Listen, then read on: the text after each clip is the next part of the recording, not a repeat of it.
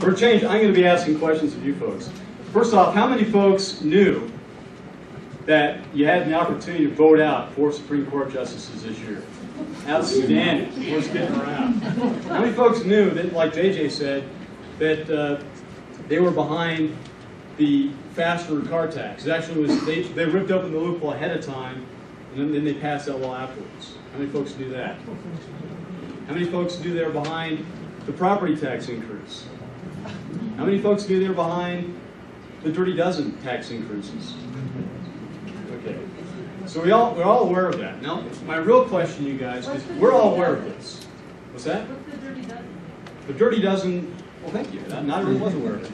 The Dirty Dozen were a package of tax increase bills that were passed at the beginning of this legislative session.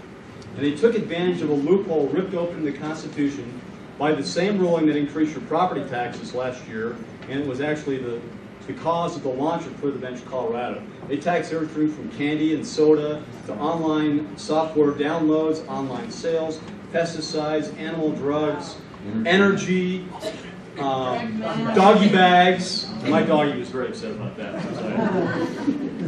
I mean, just a whole slew of things. And what they were eliminations of tax exemptions or tax credits. So they used that to get around that naughty little taxpayer Bill of Rights requirement that they ask you first before they dip their sticky little fingers into your wallets.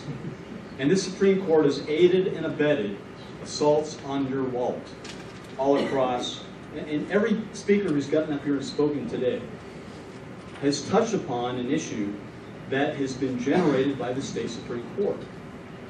If we have no rule of law, if the Constitution, like one of the other speakers mentioned, is meaningless, can be changed on a whim, do we have the rule of law? Do we have title that we can rely on to our property?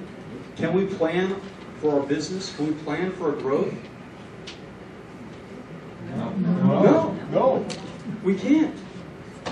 How many folks, the final quick question, then a general question. How many folks knew that regardless of who wins the House, the Senate, and the governor's office combined, we lose the reapportionment battle at the state level because the state Supreme Court will pick 4 out of 11, but they'll have the balance of power on the reapportionment commission. How many folks knew that? So if we want to be able to compete in free and fair election in this state and not have the lines on the map drawn to the point that we can't compete, the most important 4 votes we can all cast this year are voting out those 4 state Supreme Court justices that will have that power. My final question, I know Lori wants me to wrap this up. This is the main question. How can I get that word out to people that are not paying attention? Go back on the Mike Rosen show. That's where I heard you the first time, and I called my wife and I said, send an email with some money.